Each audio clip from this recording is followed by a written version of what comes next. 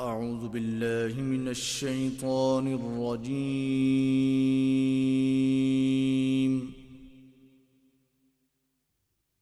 بسم الله الرحمن الرحيم.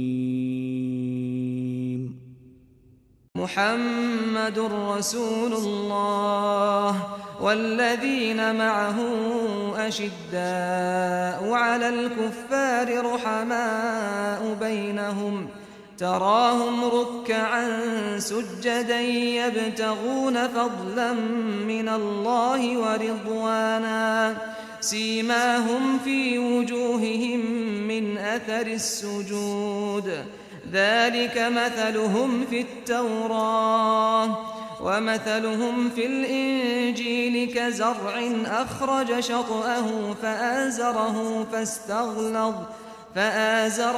فاستغلظ فاستوى على سوقه يعجب الزراع ليغيظ بهم الكفار وعد الله الذين آمنوا وعملوا الصالحات منهم مغفرة وأجرا عظيما. اللهم صل على سيدنا ومولانا محمد.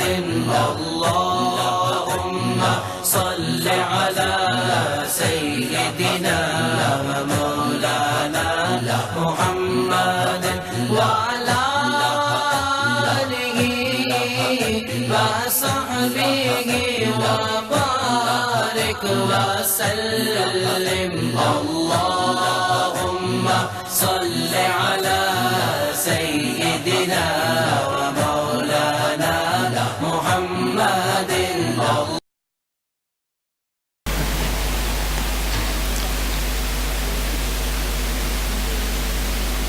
نحمده ونصلي ونسلم على سيدنا ومولانا محمد رسوله النبي الأمين المكين الحنين الكريم رؤوف الرحيم. آواز کھولیں. اعوذ باللہ من الشیطان الرجیم. بسم اللہ الرحمن الرحیم. محمد رسول اللہ والذین معه اشداء علی الکفار رحماء بینہم تراہم رکعا سجدا یبتغون فضلا من اللہ ورضوانا سیماہم فی وجوہہم من اثر السجود ذالک مثلہم فی التوراۃ ومثلہم فی الانجیل کزرع اخرج شطأہ فآزرہ فاستغلظ فاستوى على سوقه يعجب الزراع ليغيظ بهم الكفار وعد الله الذين آمنوا وعملوا الصالحات منهم مغفرة وأجرا عظيما. صدق الله العظيم. اللهم صل على سيدنا ومولانا محمد وعلى آله وصحبه وبارك وسلم. اللهم صل على سيدنا ومولانا محمد وعلى آله وصحبه وبارك وسلم. الصلاة والسلام عليك يا رسول الله وعلى آلك وصحبك يا حبيب الله. اللہ تبارک و تعالی وحدہ لا شریک کا بے پایاں فضل و کرم اور احسان و انعام ہے کہ جس نے باعث تخلیق کائنات رحمت للعالمین شافع روز جزا حضور سیدنا محمد مصطفیٰ صلی اللہ علیہ وآلہ وسلم کے مبارک وسیلہ سے ہم سب کو دولت ایمان عطا فرمائی. اللہ تبارک و تعالی کما حقہ ہمیں اس دولت کی قدر کرنے کی توفیق عطا فرمائے. صحابہ کرام رضوان اللہ علیہم اجمعین ان کی عظمت اور ان کی تعداد کے حوالے سے ہماری گفتگو جو ہے وہ گزشتہ لیکچر سے الحمدللہ جاری ہے۔ اسی حوالے سے آج چند اور آیات پاک کے حوالے سے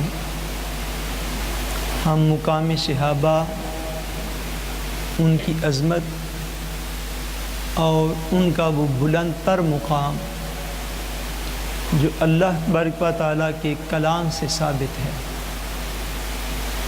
اس کا انشاءاللہ تبارک و تعالیٰ ہم بیان کریں گے۔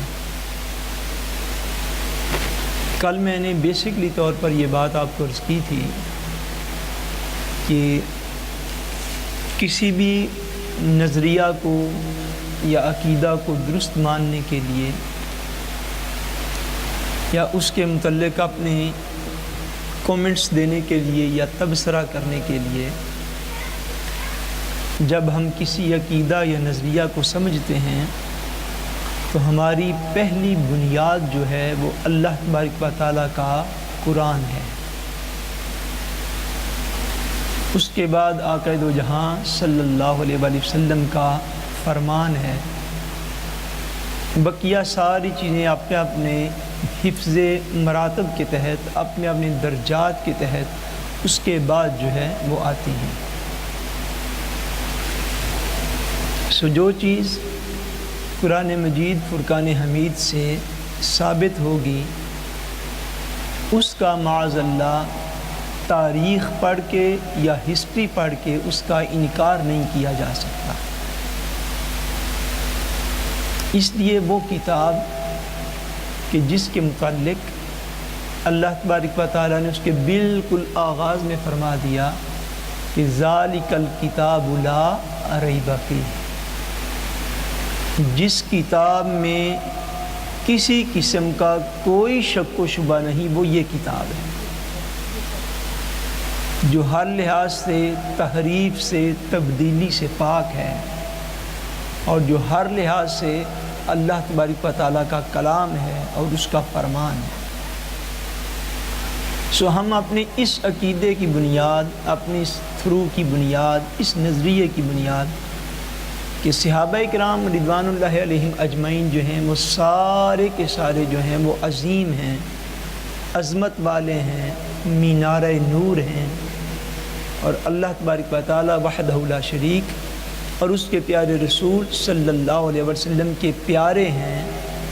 ان ساری تاریخی باتوں کے باوجود جو کہ آج تاریخ کے اندر موجود ہیں، ان ساری باتوں کے باوجود وحی الہی یہ بتاتی ہے، اللہ تبارک و تعالیٰ کا کلام یہ بتاتا ہے کہ اللہ تبارک و تعالیٰ جو ان کو اسناد دینے والا ہے، جو ان کے لیے تعریفی کلمات خود ارشاد فرمانے والا ہے، ان ساری باتوں کو یقیناً اسی طرح جانتا تھا جس طرح وہ بعد میں رونما ہونے والی تھی، مگر اس کے باوجود اللہ تبارک و تعالیٰ نے اپنے کلام میں ان کی عظمتوں کے ترانے جو ہیں وہ پڑھے ہیں، ان کی عظمتوں کے جو ہیں وہ آیات پہ آیات اتاری ہیں۔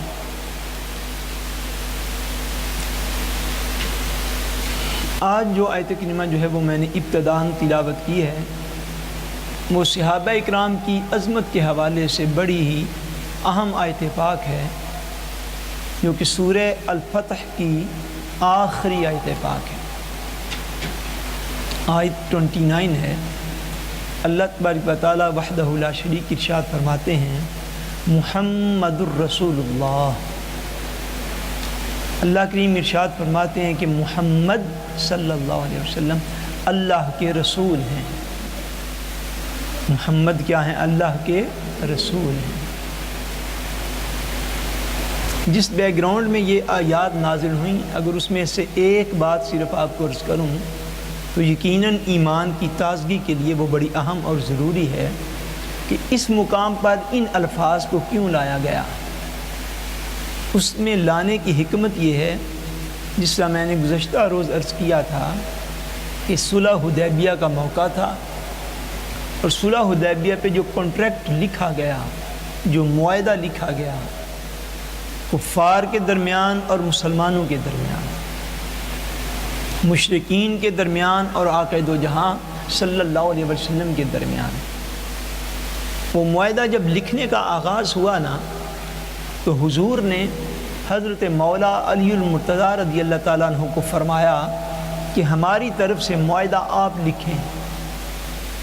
اب حضور لکھوانے والے ہیں، کفار کا وفد جو ہے وہ آپ کے سامنے بیٹھا ہوا ہے، اور حضور حضرت علی کو کہتے ہیں کہ علی لکھو بسم اللہ الرحمن الرحیم۔ جب حضور نے بھی اتنا ہی ارشاد فرمایا تو کفار کے وفد نے اسی وقت اعتراض کر دیا، مشرکین نے اسی وقت اعتراض کر دیا۔ انہوں نے کہا ہم تو کسی اللہ کو نہیں جانتے۔ انہوں نے کہا جی ہم تو اللہ کو نہیں جانتے، تو آپ معاہدہ ہمارا اور آپ کا ہے، تو ہم تو کسی اللہ سے واقف ہی نہیں ہیں، ہم تو کسی رحمان رحیم کو ہم تو نہیں جانتے، تو جس کے نام سے آپ شروع کرنا چاہتے ہیں ہم اس نام کو جانتے ہی نہیں ہیں، تو یہ معاہدہ کیسے ہوگا؟ اب بات کو سمجھ رہے ہیں؟ بولیے سمجھ رہے ہیں؟ حضور نے ارشاد فرمایا اچھا تم بتاؤ کیا لکھیں؟ وہ کہتے ہیں جی آپ لکھیں بِاسْمِكَ اللہم، ہم اللہم کو جانتے ہیں، الرحمن الرحیم کو ہم تو نہیں جانتے۔ حضور نے فرمایا مولا علی کو اچھا لکھ دو بِاسْمِكَ اللہم۔ حضرت مولا علی المرتضیٰ نے وہ لکھ دیا۔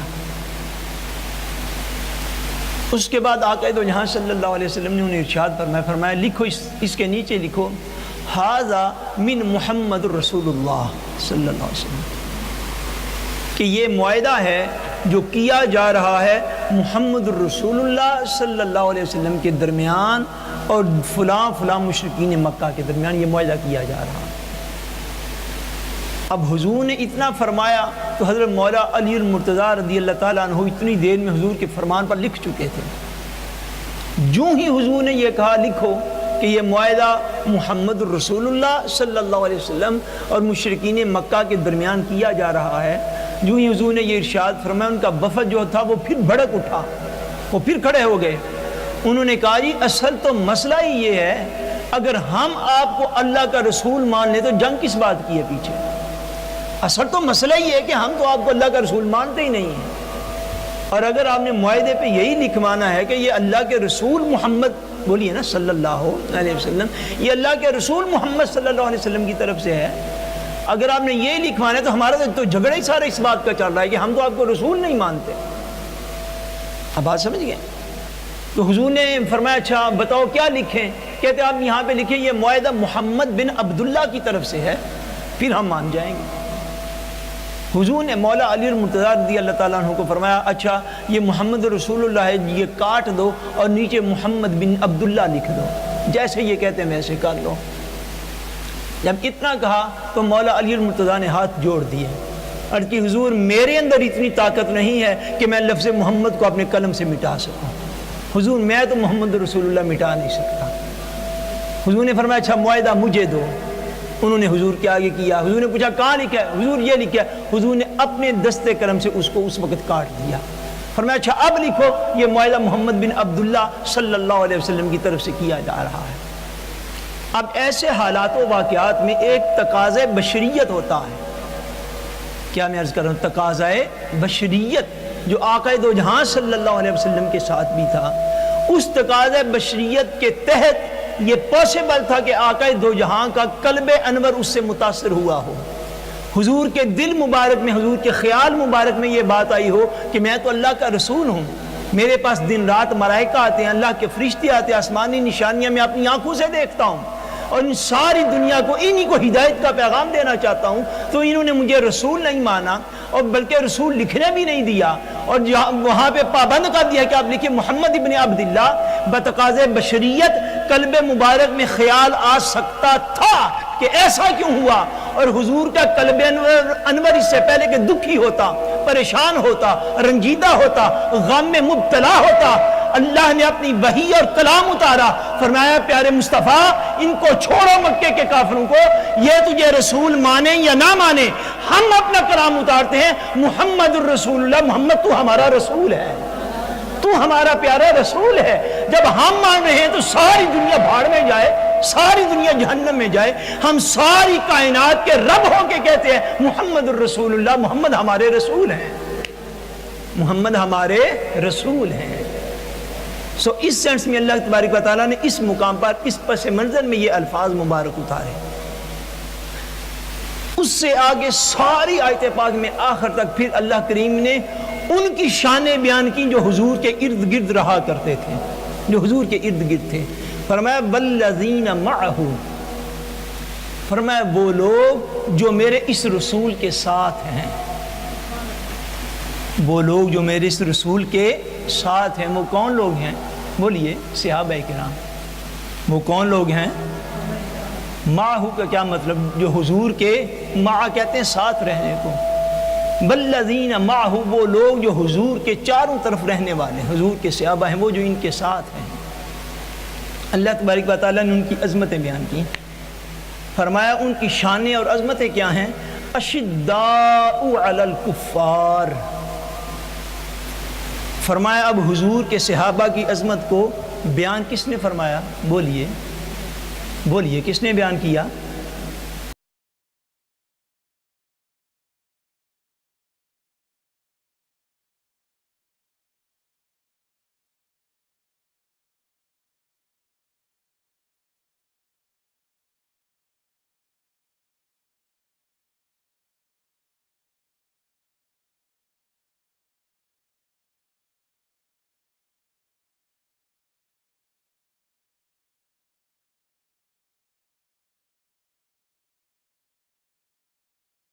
جو ہیں یہ کافروں پر بڑے سخت ہیں. حضور کے صحابہ جو ہیں یہ کافروں پر بڑے سخت ہیں. کفار و مشرکین کے لیے ان کے دل میں کوئی نرم گوشہ موجود نہیں، یہ ان کے لیے بڑے سخت ہیں. دوسری صفت کیا بیان فرمائی؟ فرمایا رحماء بینہم.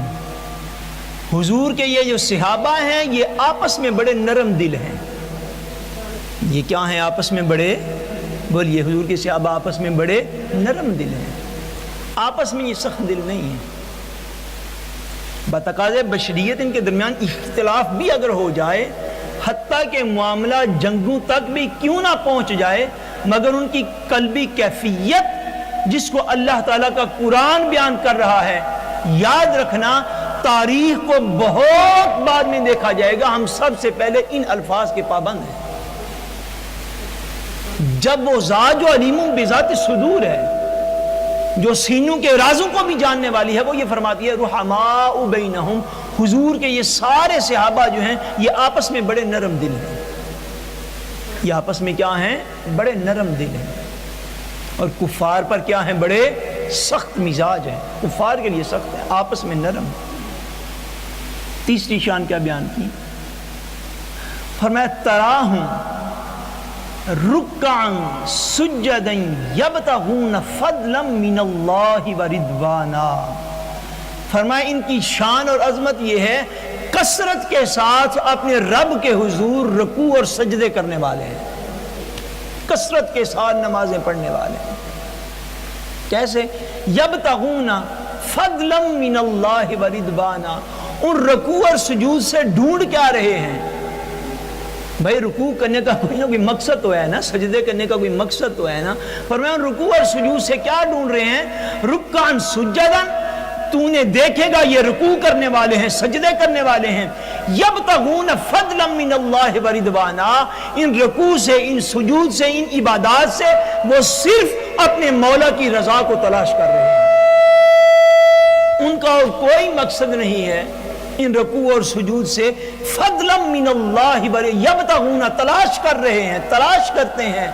فضلا من اللہ، اپنے رب کا فضل، ورضوان، اور اس کی رضا کو تلاش کر رہے ہیں، اس کی رضا کو تلاش کر رہے ہیں. یبتغون فضلا من اللہ ورضوانا. سیماہم فی وجوہہم من اثر السجود. فرمایا اس درجے کے عبادت گزار ہیں، اس درجے کے عبادت گزار ہیں، اس درجے کے اطاعت گزار ہیں اللہ تبارک و تعالیٰ کے، کہ اے مخاطب، اے قرآن کو پڑھنے والے، اے صحابہ کی مجالس میں بیٹھنے والے. سیماہم فی وجوہہم من اثر السجود. وہ جو رکوع و سجود کرتے رہتے ہیں تو ان کا اثر، ان کے سجدوں کا اثر تو ان کے چہروں کی نورانیت میں پا لے گا. فرمایا یہ دمکتے چمکتے ستارے ہیں حضور کے، اور ان کی عبادات کا اثر جو ہے ان کے چہروں سے ظاہر ہوتا ہے۔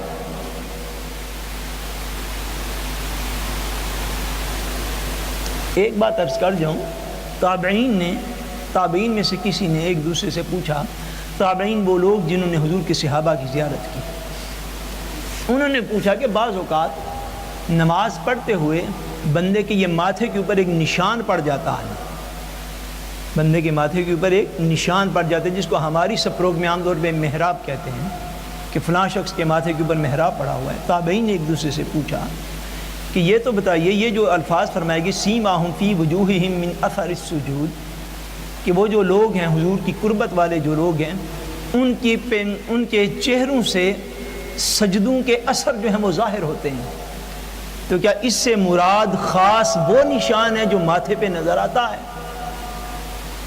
جنہوں نے پوچھا ان کو جواب یہ دیا تابعین نے فرمایا نہیں، اس سے وہ نشان مراد نہیں ہے، اس لیے کہ فرمایا وہ جو حضرت مجاہد جنہوں نے جواباً یہ جواب ارشاد فرمایا، وہ عظیم تابعی ہیں، انہوں نے ارشاد فرمایا کہ بعض اوقات ایسا ہوتا ہے کہ انسان کی دونوں آنکھوں کے درمیان تو نشان ہوتا ہے اور دل اس کا پتھر سے بھی زیادہ سخت ہوتا ہے، فرمایا اس سے یہ مراد نہیں ہے، اس سے پیشانی کا نشان مراد ہوتا تو پھر الفاظ یہ ہوتے سیماہم فی جباہہم، کہ ان کی پیشانیوں پر وہ اثر ظاہر ہے، فرمایا نہیں سیماہم فی وجوہہم، ان کے چہروں پر وہ جو راتوں کو روتے ہیں اٹھ اٹھ کر، وہ جو راتوں کو تہجد میں گریہ وزاری کرتے ہیں، وہ جو راتوں کو اٹھ اٹھ کر اپنے رب کو مناتے رہتے ہیں، وہ جو رات کا منانا، وہ جو چھپ چھپ کر اپنے مولا کی عبادت کرتے ہیں اور اس کے حضور روتے ہیں، گڑ گڑاتے ہیں، پریشان رہتے ہیں، اپنے گناہوں کی معافیاں مانگتے رہتے ہیں، فرمایا اس کا اثر، وہ جو عبادت تو چھپ کے رات کو کرتے ہیں، مولا اس کا اثر دن کے اجالے میں ان کے چہروں سے ظاہر فرما دیتا ہے۔ فرمایا اس سے یہ مراد ہے کہ ان کو اللہ کریم نے نورانیت عطا فرما دی ہوتی۔ اب حضور کے صحابہ کا آگے بھی بیان جاری، فرمایا ذالک مثلہم فی التوراۃ ومثلہم فی الانجیل، فرمایا حضور کے صحابہ کے مقام و مرتبہ کا یہ عالم ہے کہ یہ صدیق و فاروق، یہ عثمان و علی، یہ بھی دنیا میں آئے نہ تھے، ہم نے ان کی عظمت کی یہ مثالیں تورات میں بھی بیان کر دی تھی، انجیل میں بھی بیان کر دی۔ سو پہلی آسمانی کتابوں کے اندر بھی اللہ تبارک و تعالیٰ نے حضور کے صحابہ کا ذکر فرمایا، فرمایا ذالک مثلہم فی التوراۃ ومثلہم فی الانجیل، ہم نے ان کا یہ ذکر تورات میں بھی فرمایا تھا، انجیل میں بھی فرما دیا تھا، ہم نے ان کی یہ شانیں، یہ عظمتیں، یہ مقامات، یہ رفتیں، یہ بلندیاں، ہم نے اس کا ذکر خالی قرآن میں تو نہیں کیا، ہم نے تورات اور انجیل میں بھی ان کا یہ ذکر کر دیا تھا۔ آگے مثال اب اللہ تبارک و تعالیٰ خود دیتے ہیں، اس سے صحابہ کرام کی جو تعداد اور فگر ہے اس کو بھی سمجھنے میں بڑی مدد ملتی ہے، اس کو بڑی توجہ کے ساتھ آپ نے سننا اور سمجھنا۔ پہلے یہ ساری عظمتیں بیان کی، آگے صحابہ کرام کی مثال اللہ تبارک و تعالیٰ نے بیان کی، فرمایا، اور بعض مفسرین اس طرح پڑھا وَمَثَلَهُمْ فِي الْإِنْجِيلِ، اور ان کی یہ مثال انجیل میں اس طرح ہے، ایسے ترجمہ کیا، کیا؟ فرمایا کَزَرْعٍ، حضور کے صحابہ کی مثال اس طرح ہے جس طرح کوئی کھیتی ہوتی ہے، جیسے کیا ہوتا ہے، کوئی کھیتی ہوتی ہے، جیسا کوئی کھیت ہوتا ہے، جیسا کوئی بیج ہوتا ہے، فرمایا ان کی مثال اس طرح ہے کزرع، جیسے کوئی کھیتی ہو، اخرج شطأہ، اس کھیتی نے اپنی باریک باریک کونپلیں زمین سے نکال لی۔ آپ سنیے، توجہ ساری آپ کی ادھر ہے، بولیے توجہ ادھر ہے ساری، بڑی توجہ کے ساتھ قرآن مجید کے اس مقام کو سنیں تو آپ کا ایمان تازہ ہو جائے۔ اب وہ مثال ذہن میں رکھیے، فرمایا کزرع، حضور کے صحابہ کی مثال ایسی ہے جیسے کیا ہو، ایک کھیتی ہو، ایک کھیت ہو، اخرج شطأہ، اس میں سے باریک باریک کونپلیں باہر نکلیں، سبحان اللہ، فآزرہ، پھر وہ کونپلیں طاقتور اور مضبوط ہو جائیں، فاستغلظ، پھر وہ مزید موٹی اور طاقتور ہو جائیں، فاستوى علی سوقہ، حتیٰ کہ وہ پھر اپنے تنے پر سیدھی کھڑی ہو جائیں، یعجب الزراع. اب کوئی کسان ہو، کوئی کھیتوں میں کھڑے ہونے والا ہو، وہ اس کی لذت کو جانے کہ یہ کیا چیز ہے کہ اس نے ایک بیج بویا کھیت کے اندر، اللہ کے فضل سے اس نے کام شروع کیا. وہ جب نکلا زمین سے تو وہ ہلکا پھلکا چھوٹا سا ایک پودا تھا. وہ چھوٹا سا ایک پودا تھا، ایسا پودا تھا کہ تھوڑی سی ہوا بھی چلتی تو وہ نیچے زمین پر گر پڑتا. ادھر رائٹ سے ہوا چلتی تو لیفٹ کو گر پڑتا، لیفٹ کو چلتی تو رائٹ کو گر پڑتا. وہ بالکل چھوٹا سا تھا. کسان نے اس کو مزید پانی دینا شروع کیا، کھاد ڈالنی شروع کی، محنت کرنی شروع کی، حتیٰ کہ وہ جو بیج تھا وہ کونپل سی باہر نکلی تھی، وہ تھوڑا سا جو تھا وہ تھوڑا مضبوط ہو گیا. اب اس نے مزید اس کی کیاری کی جو ہے وہ مزید اس کی نشو و نما کی، مزید اس کے اوپر محنت کی. کرتے کرتے یوں ہوا کہ وہ جو زمین سے ایک چھوٹی سی کونپل نکلی تھی ہلکی ساری، وہ ایک تنا ہوا درخت اپنے تنے کے ساتھ کھڑی ہو گئی. فرمایا جب ایسی کیفیت ہو گئی یعجب الزراع، اب وہ ساری کھیتی دیکھ کر کاشتکار خوش ہو گیا. کیا ہوا؟ کاشتکار خوش ہو گیا. وہ کون ہے؟ یعجب الزراع. فرمایا کاشتکاروں کو وہ بھلی لگنے لگ گئی. کسان مطمئن ہو گیا. کسان کو پتہ چل گیا کہ اس نے جو کھیتی تیار کی تھی آج وہ فصل اپنے پاؤں پر کھڑی ہو گئی ہے. یہ وہ کھیتی کون سی تھی جو بوئی گئی؟ اللہ کریم حضور کے صحابہ کی مثال بیان فرما رہے ہیں. وہ کھیتی کون ہے؟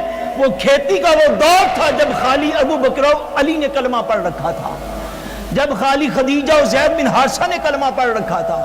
فرمایا آقا تو جہاں واحد تھے، اکیلے تھے، حضور نے تبلیغ دین کا کام شروع فرمایا تو پہلے پہل چند لوگ ایمان لے کے آئے مکہ کے اندر، اور ان کی کیفیت بھی ایسی تھی کہ مومن ہونے کے باوجود مکہ میں اسلام کو ظاہر نہ کر سکتے تھے، نام نہ لے سکتے تھے. اللہ کو مانتے تو تھے، اللہ کا نام گلی میں نہ لے سکتے تھے. رسول کو مانتے تو تھے، رسول کو ماننے کی بات زبان سے کر نہ سکتے تھے.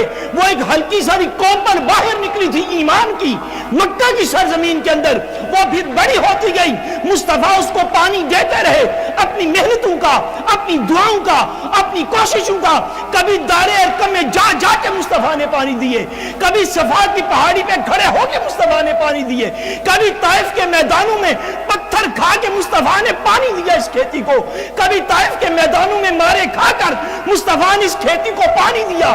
صحابہ کی تربیت کی، ان کی نشو و نما کی، ان کے اوپر محنت کی. جبریل قرآن لاتا، مصطفیٰ زبان سے سناتے، سنا سنا کر ان کے اوپر محنت کرتے رہے، حتیٰ کہ وہ قافلہ جو سیدہ خدیجہ سے شروع ہوا، جو سیدنا ابو بکر سے شروع ہوا، جو سیدنا علی سے شروع ہوا، فرمایا وہ اتنا آگے بڑھ گیا، اتنا زیادہ ہو گیا کہ فاستغلظ، وہ مضبوط ہو گیا.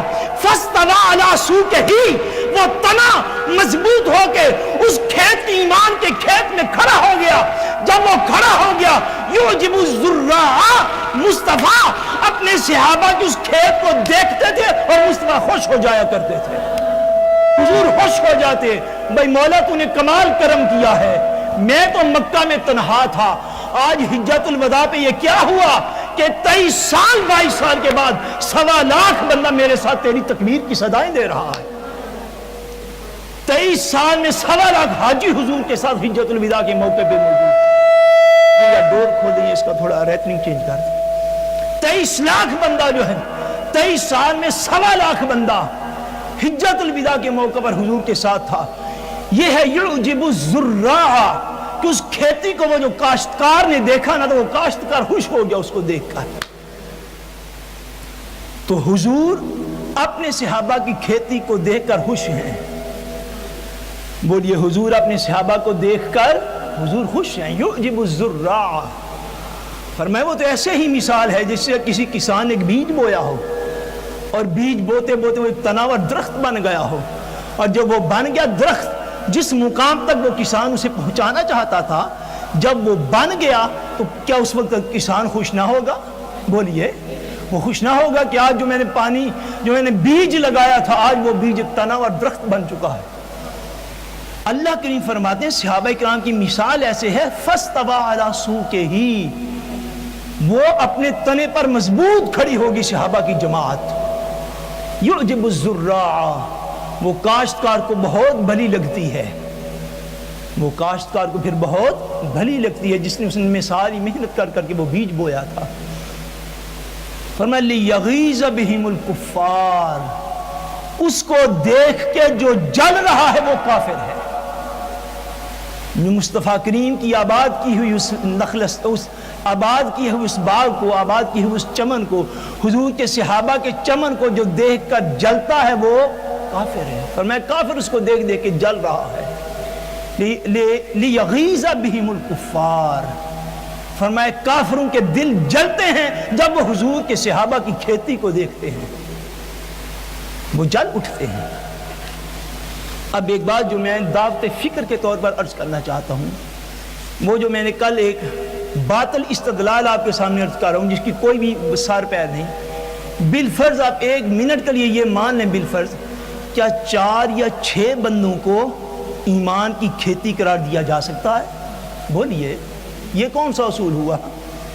یا ایک بندے نے، ایک شخصیت نے 22-23 سال تک محنت کی ہو اور 23 سال کی محنت کے بعد 4 یا 6 آدمی اس کے بچ جائیں تو کیا اس کو دیکھ کے کافر جل رہے تھے؟ بولیے، کوئی ایسی پارٹی، کوئی ایسی جماعت جس کے ووٹر ہی 4 نکلیں، آپ بات کو سمجھ رہے ہیں؟ جس کے ووٹر ہی بھائی 6 نکلے، 5 نکلے، 3 نکلے، تو قرآن مجید کن الفاظ کا کیا مطلب ہوا؟ لیغیظ بہم الکفار، کہ کفار کے دل جلائے جا رہے ہیں اس کھیتی کے ذریعے سے۔ بھائی 4-6 آدمیوں سے بھی کسی کا دل جلتا ہے؟ بولیے، یہ کون سا میٹر ہے اور یہ کون سا اصول ہے؟ یہ کہاں کا اصول ہے کہ معاذ اللہ سما معاذ اللہ آقا نے پردہ فرمایا تو پیچھے 4 یا 6 صحیح سے بھی رہ گئے تھے؟ تو 4 یا 6 کے لیے اتنی آیات اتاری جا رہی ہیں جن کو پہلے اللہ کریم ایک پودے سے، کومپل سے تشبیہ دے کے پھر انہیں تناور درخت فرما رہا ہے۔ تو تناور درخت 4 یا 6 بندے کو تناور درخت کہتے ہیں، یا 4 یا 6 بندے کے ذریعے کسی کا دل جلایا جاتا ہے۔ فرمایا لیغیظ بہم الکفار، تاکہ ان کے ذریعے کافروں کے دل کو جلا دیا جائے۔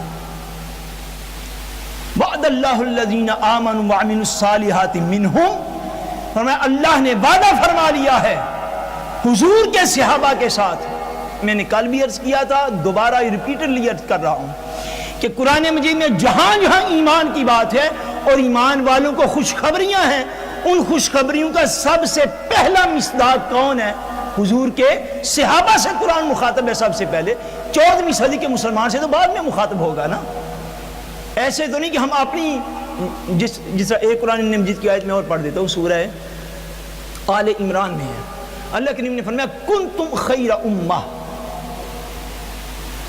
اے میرے رسول کی امت تم ساری امتوں میں سے بہترین امت ہو۔ آپ نے کبھی یہ آیت سنی ہے؟ بولیے، کبھی سنی ہے؟ نہیں سنی تو آیت سن لی ہے نا۔ اللہ کریم فرما رہے کنتم خیر امہ، اے میرے رسول کی امت تم ساری امتوں سے بہترین امت ہو، یا ساری امتوں سے جو وہ بہترین امت ہے۔ جب خدا تعالی امت اور قوم فرما رہا ہے اے میرے رسول کی امت ساری امتوں سے تم بہترین امت ہو، تو کیا یہ سب سے پہلے فرمان 2014 کے مسلمان کے لیے ہے یا اس مسلمان کے لیے ہے جس نے آنکھوں سے دیدار مصطفیٰ کیا ہوا ہے؟ یہ آیت سب سے پہلے حضور کے صحابہ کے لیے، کنتم خیر امہ، اے میرے رسول کی امت تم ساری امتوں سے بہترین ہو۔ خدا تعالیٰ صحابہ کو سارے لوگوں سے بہتر فرماتا ہے۔ حضور کے صحابہ بعد از انبیاء ساری کائنات سے افضل اور اعلیٰ ہیں۔ ہمیں کنتم خیر امہ، یہ تو کوئی بات نہیں کہ 2014 بعد سیمینار کر لیے یا وہ لکھ لی کچھ کتابیں یا پبلش کروا رہے ہیں یا ویب سیریز بنا لی اور اس کے اوپر لکھ دیا کنتم خیر امہ کہ اللہ کریم نے فرما دی مسلمانوں تم سب سے بہتر امت ہو۔ میں خدا کے بندو امت ہو سب سے بہتر ہو، پر یہ تو دیکھو امت میں سب سے پہلے قرآن مخاطب کس کے ساتھ؟ وہ جن کے سامنے یہ آیات اتری تھی وہی سب سے پہلے اس کے مخاطب ہے۔ جیسا کل میں نے آیت پاک کر کی، اللہ نے فرمایا وَكَانُوا أَحَقَّ بِهَا وَأَهْلَهَا، وہ اس بات کے حقدار بھی تھے اور اسی بات کے اہل بھی تھے، جو اللہ کریم نے ٹائٹل پہ ٹائٹل عطا فرمایا جا رہا ہے۔ فرمایا وَعَدَ اللَّهُ الَّذِينَ آمَنُوا وَعَمِلُوا الصَّالِحَاتِ مِنْهُمْ مَغْفِرَةً وَأَجْرًا عَظِيمًا، فرمایا اللہ نے وعدہ فرما لیا ایمان والوں سے اور نیک اعمال والوں سے۔ کس کس سے وعدہ؟ بولیے، ایمان والوں سے اور نیک اعمال والوں سے۔ کس چیز کا وعدہ؟ فرمایا مغفرہ، اللہ وعدہ فرماتا ہے تم سب سے بخشش کا۔ کس چیز کا؟ بخشش کا۔ وَأَجْرًا عَظِيمًا، اور اللہ کریم وعدہ فرماتا ہے عظیم اجر کا۔ عظیم بدلہ اللہ کریم حضور کے صحابہ کو عطا فرمائے. فرمایا عظیم وعدہ ہے ہمارا حضور کے صحابہ کے ساتھ. باقی ساری امت اس وعدے میں بعد میں شامل ہے، حضور کے صحابہ سب سے پہلے شامل ہیں. معروف قرآن مجید کی صورت ہے، اس کو آپ اگر اس سینس میں توجہ سے پڑھے، آخری صورت میں صورت ہے. اللہ تبارک و تعالی وحدہ لا شریک کی ارشاد فرماتے ہیں. اللہ کریم فرماتے ہیں اذا جاء نصر اللہ والفتح. فرمایا جب اللہ کی مدد آ پہنچی، جب کیا ہوا؟ اللہ کی مدد آ پہنچے، والفتح اور فتح آ پہنچے. حضور کو مخاطب اللہ کریم. آگے کیا؟ آپ کو یہ صورت آتی نا زبانی، توجہ کے ساتھ فرمایا وَرَأَيْتَ النَّاسَ، اے حبیب آپ دیکھ لیں، يَدْخُلُونَ فِي دِينِ اللَّهِ أَفْوَاجًا. اے حبیب آپ دیکھیں، کبھی مکہ کی گلیاں تھیں، یہی مکہ تھا، یہی گلیاں تھیں. بلال نام لیتا تھا آپ کا تو کوڑے کھاتا تھا. کسی شخص میں جرت نہ ہوتی تھی نعرہ رسالت اور نعرہ تکبیر بار جا کے مارنے کی. میرے رسول کسی میں اتنی جرت نہ تھی کہ لوگ تیرا اور میرا نام ہی باہر نکل کے لے لیتے. فرمایا اب ذرا کیفیت تو دیکھو. وَرَأَيْتَ النَّاسَ، حبیب جب اللہ کی مدد اور فتح آ پہنچے، وَرَأَيْتَ النَّاسَ، اور آپ دیکھ لیں، يَدْخُلُونَ فِي دِينِ اللَّهِ، آگے کیا؟ أَفْوَاجًا.